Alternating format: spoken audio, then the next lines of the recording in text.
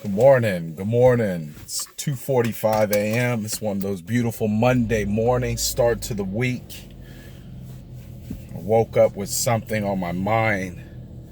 Simply said, let the dead bury their I wasn't 100% sure what that meant. I knew it was a verse in the Bible, but I wasn't 100% sure what it meant. So I reached out to my pastor and I sent him a message and I said, I had explained to him something that happened the day before, and I woke up with a message saying, let the dead bury the dead. But I'm going to tell you what I believe that to mean. And you guys chime in if you like and let me know your thoughts and opinions on it. But too many times we live our 80 years, our 50 years. In some cases, we only live into our 40s. In Jesus' case, he only lived to be 33. But whatever the time is that we have on this earth, it seems like we spend the majority of it in fear,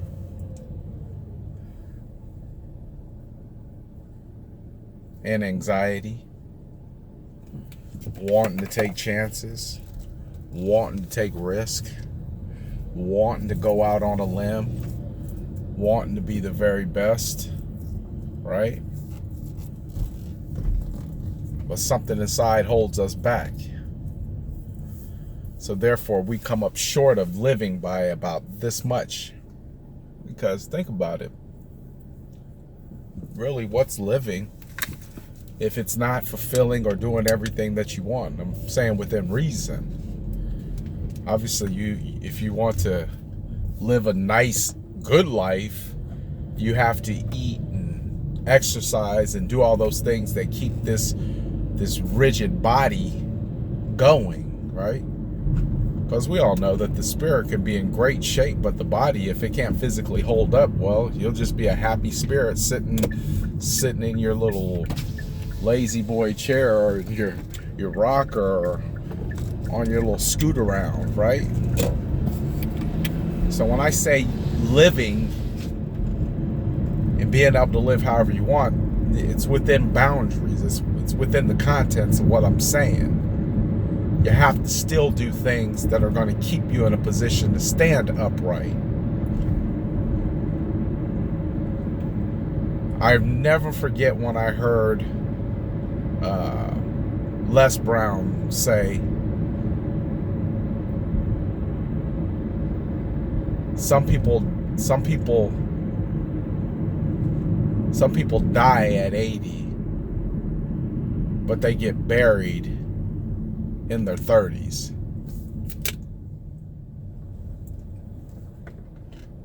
You have a very short time on this earth. God forbid you living in pain and agony, whether that be physical pain, whether that be mental pain, whether that be anxiety or fear. God forbid that you live your life under any other conditions than ones that you have set forth in your own mind with yourself as being acceptable for a fulfilling life. It's hard to grasp that God put you here, made you great and above and beyond any and everything on the face of this earth, just to get up and die. Right?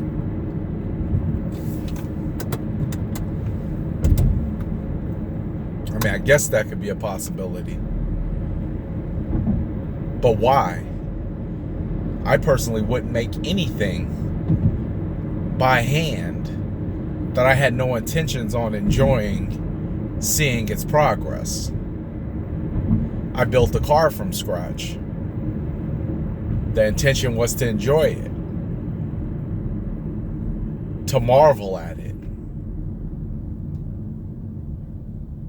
to take notice of my good work.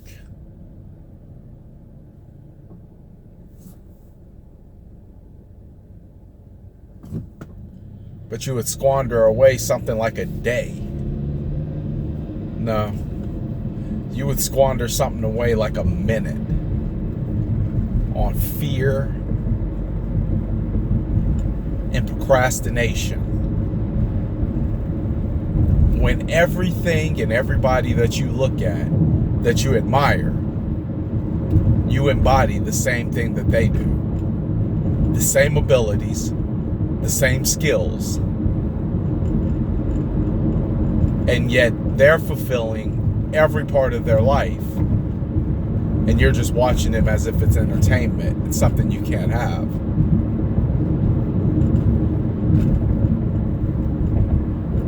I would test you to work towards putting that fear in check. I do it every day. I do it every single day. I put the fear in check.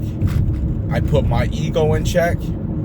I do not become so routine that it feels like I am trying to feed the ego. The exact opposite.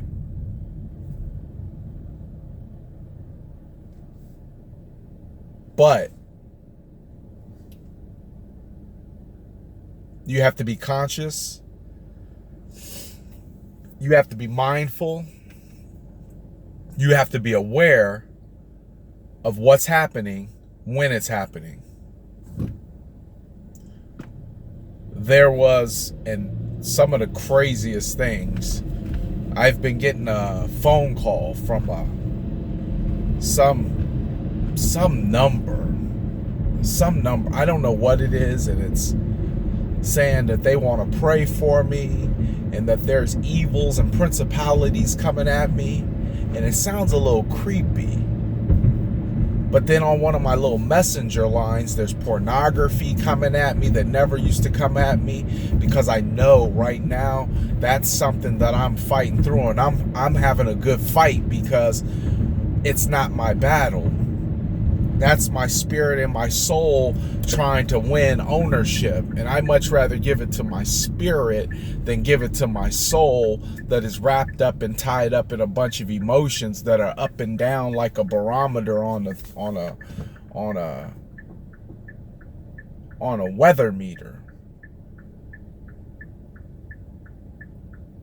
If I let that pornography part of me win out, then other parts of me that I don't want, that I want to slip away, keep winning out. I mean, yeah, pornography was a big deal. It's a huge situation. When you spend that much time in a facility without women, all you got is a magazine. So that becomes your date. That becomes your Friday, Saturday, Sunday, Monday. That's your date. But recognizing that that's not healthy. Not only that, but recognizing that that's a spirit that you don't want on you. So every time it comes upon me, I know the game. I know who's trying to win that battle. And I just keep saying, not today. Not today. I used to smoke cigarettes. Not today. I used to go in and out of jail. Not today. I used to fear. Not today. I used to get angry. Not today. I used to eat unhealthy. Not today. I used to cuss.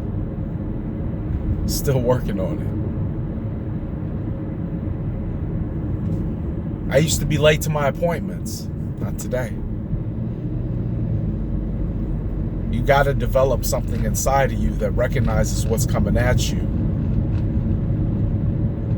and develop your terminology and your word that's going to allow you to free yourself of whatever it is that's coming up against you at that moment. Not today, devil. Let the dead bury the dead. I took that to simply mean that when you start living, let the ones who are no longer living or who are still standing upright but living in those fears, let them deal with each other. You got to get around some people who are living so that you can live. For me, it's at this gym. For me, it's up that mountain. For me, it's in my house. For me, it's at my office. For me, it's in my car. Those are the people that are living.